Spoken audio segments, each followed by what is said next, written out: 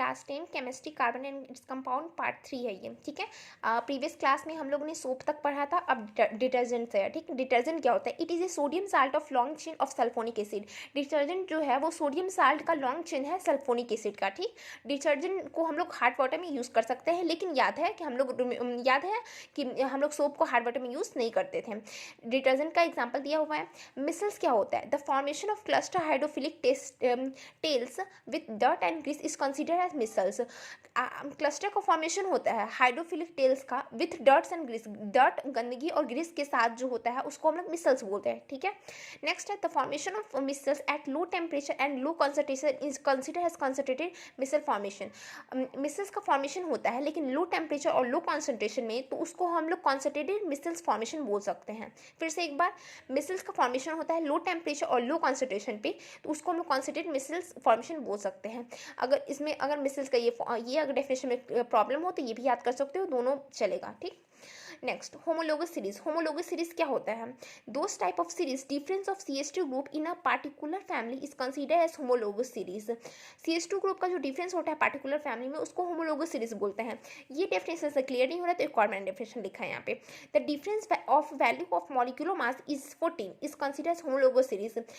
जो molecular mass अगर हम लोग डिफरेंस, पहले डिफरेंस तो कार्बन कार्बन का डिफरेंस और हाइड्रोजन हाइड्रोजन का डिफरेंस निकालेंगे। अगर निकालने के बाद उसका मॉलिक्यूलर मास 14 आता है तो उसको होमोलोगस सीरीज कह सकते हैं। मतलब क्या? एग्जांपल जैसे कि CH4C2H6 है ना, तो कार्बन ज़्यादा वाले में से कम कार्बन को घटाएंगे तो कार्बन 2 है तो यहाँ 1 है, 2 में से 1 गया तो C बच गया। हाइड्रोजन यहाँ 6 है, यहाँ 4, 6 में से 4 गया तो 2। इसका अब हम लोग मॉलिक्यूलर मास निकाले तो कितना है? 14 है, तो इसको होमोलोगस सीरीज हम लोग कंसिडर कर सकते हैं। वैसे यहाँ पे भी कार्बन कार्बन में से घटा है और हाइड्रोजन हाइड्रोजन में से घटा है, अब इसका मॉलिक्यूलर मास निकाल दो कितना है? 14, तो इसी को हम लोग होमोलोगस सीरीज कह सकते हैं। नेक्स्ट है सम इंपॉर्टेंट कार्बन कंपाउंड। हम लोग को कुछ इंपॉर्टेंट कार्बन कंपाउंड के बारे में अब पढ़ना है। तो फर्स्ट है इथानोल और इथानोइक एसिड। और भी है बट हम लोग को 10th क्लासेस में हम लोग को इथानोल और इथानोइक एसिड के बारे में ही पढ़ना है।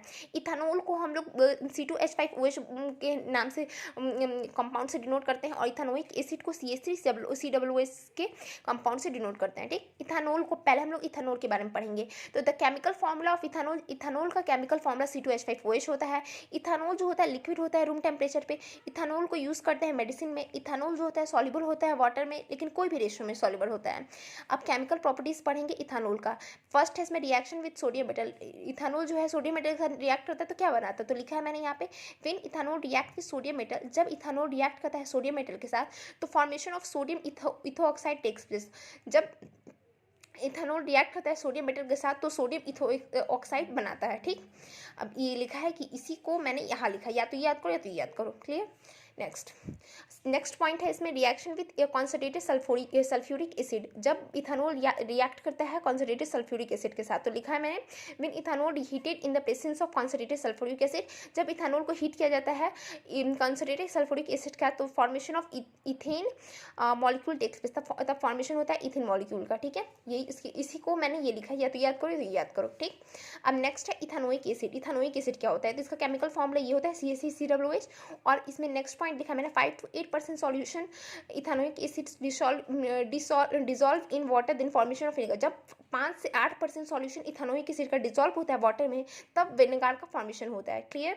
अब जैसे इथानोल का पढ़ा था, इथानोल का प्रॉपर्टीज पढ़ा था, वैसे ही इथानोइक एसिड पढ़ा और इथानोइक एसिड का property.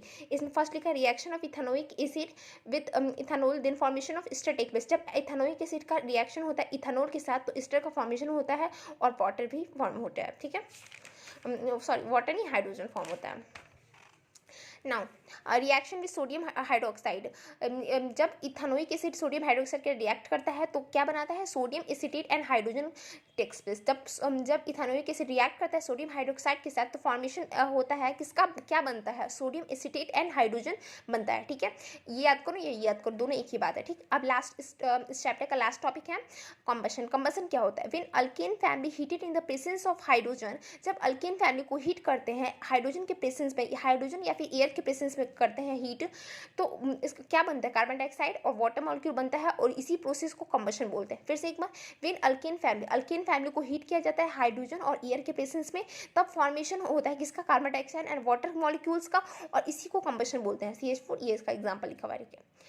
Thanks for watching video.